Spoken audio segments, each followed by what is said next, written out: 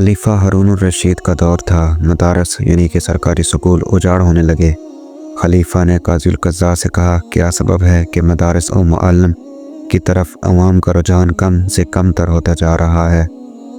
काजी साहब ने जवाब दिया, अगले साल जवाब दूंगा। खलीफा तड़प कर बोले, सवाल अभी और जवाब साल बाद। समझ में नहीं आई आपकी बात।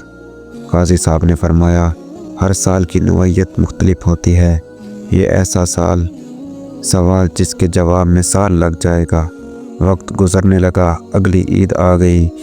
ईद की इमामत के फ़राइज़ काजी साहब अदा किया करते थे, मगर काजी साहब तशरीफ़ नहीं लाए। काजी साहब को लेने के लिए सरकारी नुमाइंदे पहुँचे, मगर काजी साहब ने इनकार कर दिया कि वो ईद की नमाज नहीं पढ़ाएंगे। नुमाइंदगान और परताज़गान के इसरार व मिन्नत समाजत पर काजी साहब ने फरमाया कि मैं पालकी में जाऊंगा। मज़ीद ये कि पालकी भी खलीफा वक्त उठाने के लिए आए। वज़रा और नुमाइंदगान शश्तर व अंगश्त बदनिगाह रह गए। ये कैसा गैर माकूल मुतालबा है, मगर काजी साहब डटे रहे। मजबूरन खलीफा को इत्तला दी गई। खलीफा इल्म उलमा दोस्त इंसान थे, खुद चलकर आ गए। काजी साहब तशरीफ़ लाए, ईद की नमाज हो गई। वक्त गुज़र गया, लेकिन ईद की बात ज़्यादा वक्त नहीं गुज़रा था कि खलीफा मिलने आए और कहा, काजी साहब, मदारस में तलबा की तादाद बहुत ज़्यादा हो गई है, बिठाने के लिए चटाइयाँ भी कम पड़ गई हैं और वज़रा और अरकान सल्तनत के बच्चे भी चटाइयों पर बैठे इल्म हासिल कर रहे हैं।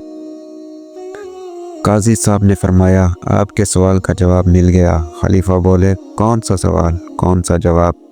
काजी साहब बोले, आपने कहा था कि मदारस में तलबा क्यों नहीं आते। खलीफा बोले, जवाब क्या है? काजी साहब ने कहा, आप हाकिम वक्त हैं।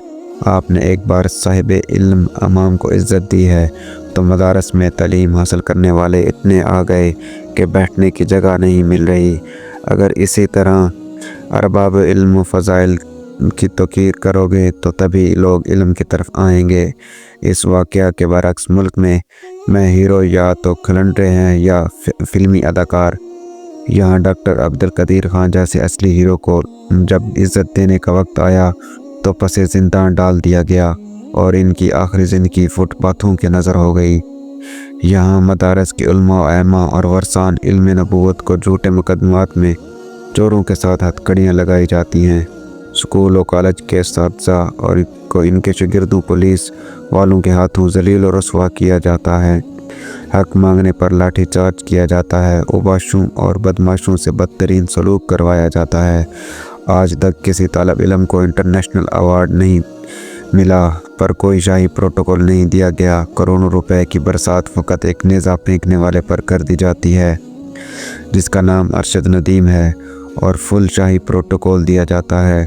जबकि इसके मुकाबले में कितने तलबा जैसे कि मलाला यूसुफ बैनुल अक़वामी सतह पर नुमायाँ कामयाबियाँ हासिल की, मगर किसी हाकिम वक्त के कानों पर जूं तक नहीं रेंगी। जब मुल्क को मिल्लत की खिदमत पर रसवाई मिले, इल्म के वासों की बेतुकीरी होगी। जब अच्छे नाचने वालों को हीरो और हीरोइन करार दिया जाएगा, जैसे कि रजब भट्ट और टकी भाई, अरूप जतोई और बाकियों को इज़्ज़तें मिल रही हैं, तो मुल्क को एटमी पावर बनाने वाले बेनाम कर दिए जाएंगे। तो मेरे मुल्क में गोहे और कैलेंडर ईद तो पैदा हो सकते हैं, मगर कोई गज़ाली, कोई राज़ी, कोई अबू अली सीना, कोई डॉक्टर अब्दुल कदीर खां, कोई तारक, कोई खालिद, कोई टीपू सुल्तान, कोई मेजर अजीज़ भट्टी, कोई MM आलम पैदा नहीं होगा। अगर किसी की समझ में आ जाए तो पलट आएँ अपने माजी की तरफ, अपने रोशन मुस्तकबिल की तरफ। हमारा मुस्तकबिल तालीम में है, तक़द्दुस में है, हया और इफ़्फ़त और पाकदामनी और गैरत और हमीयत में है। अपने असली हीरोज़ को पहचानें, इनकी कदर करें, वरना तुम्हारी दास्तान तक ना होगी दास्तानों में। अगर आज की वीडियो आपको अच्छी लगी हो तो हमारे चैनल को सब्सक्राइब करें और अपने दोस्तों के साथ भी शेयर करें। शुक्रिया। फ़ी अमानिल्लाह।